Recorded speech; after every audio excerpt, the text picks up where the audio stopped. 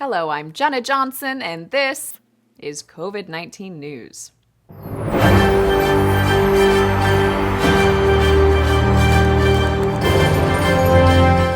According to the World Health Organization, the U.S. now has over 9 million cases of COVID-19 and over 229,000 deaths attributed to the virus.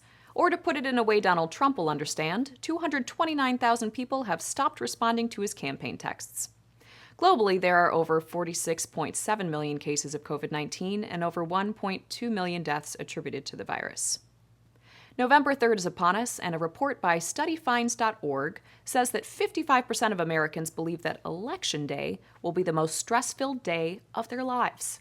To relieve this stress, doctors recommend going for walks. You guys see it right here.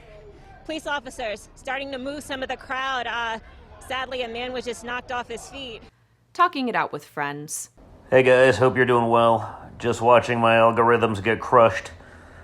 I guess I did something to piss off the Instagram gods, so hopefully you're seeing this stuff anyway. We'll do what we can. Talk to you soon. Or maybe just a weird dance while everybody watches.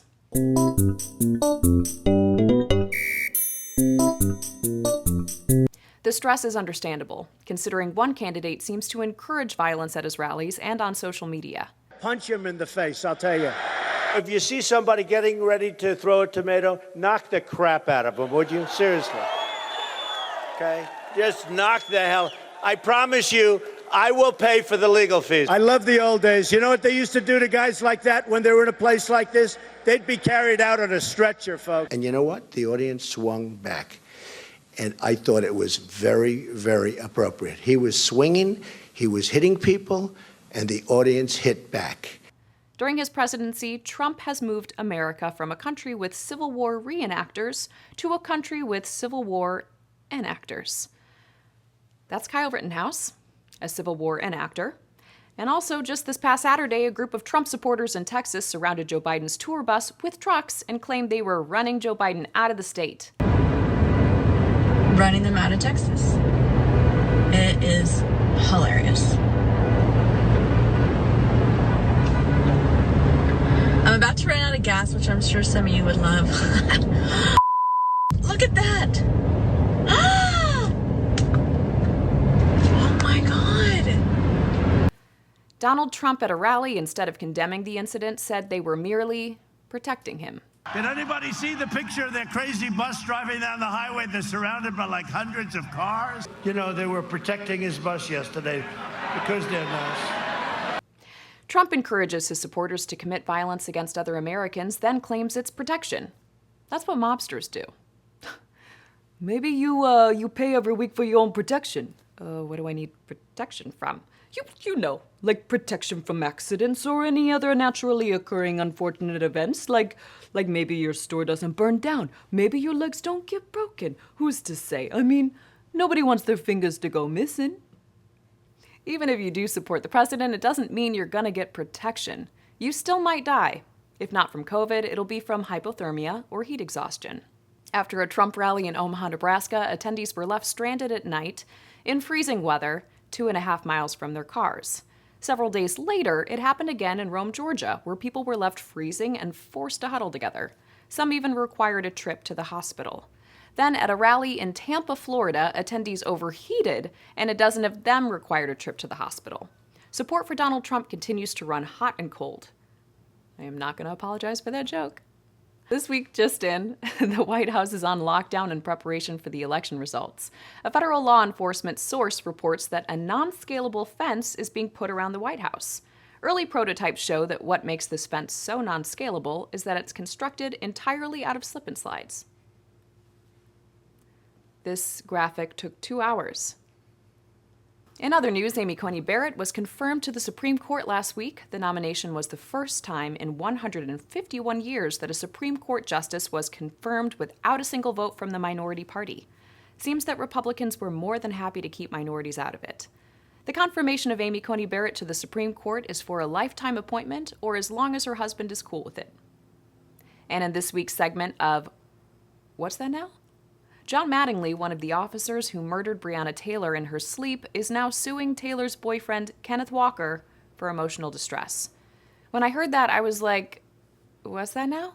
And I needed to hear it again in other words to make sure I understood what I was hearing. So, one of the cops who broke into the apartment and shot Kenneth Walker's girlfriend to death is now suing Mr. Walker for causing him distress. For further explanation, we turn to Chris Mata, who is just 3 credits shy from a criminal justice degree at Trump University. Hello, Jenna. Thank you for having me. And those credits were electives. What can you tell us about this case? John Mattingly, one of the officers who murdered Breonna Taylor in her sleep, is now suing Taylor's boyfriend, Kenneth Walker, for emotional distress. What's that now? Kenneth Walker, the only survivor of Breonna Taylor's brutal killing, is being sued by the killer for emotional distress. Wow, that's ballsy.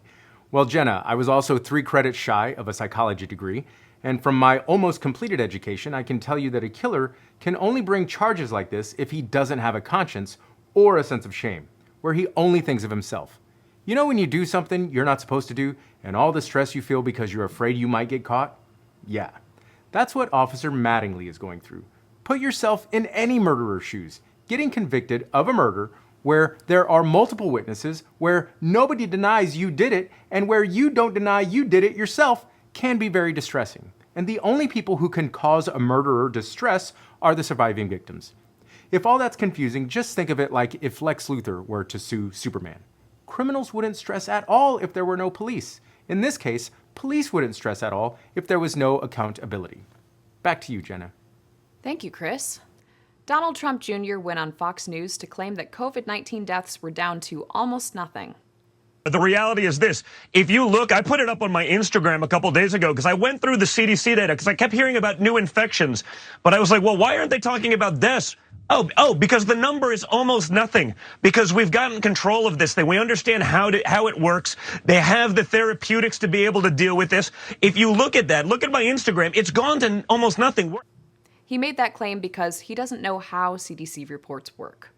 Reports are updated daily, and the most recent days are always undercounted as it takes time for death certificates to be filled out, filed with their states, and then each state takes time to report their latest update to the CDC. It now appears that the day Don Jr. said deaths were down to nothing, 1,000 Americans died from the virus. Almost down to nothing? That's no way to explain that a loved one just passed away. Like if grandma died in the spare bedroom, you wouldn't say, the deaths in my house are almost down to nothing. No, someone died. Deaths in your house are now up 100%. You would say, grandma's dead. Her funeral is being held at a plexiglass drive-thru for everyone's safety, reception to be held at the Denny's parking lot, and wear your mask before the deaths in your house are almost down to nothing.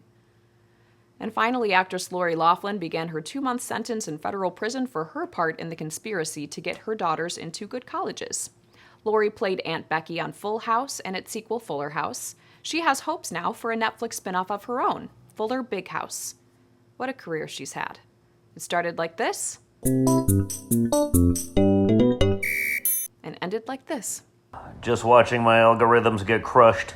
I'm Jenna Johnson, and this is COVID-19 News. Talk to you soon. Thanks for watching.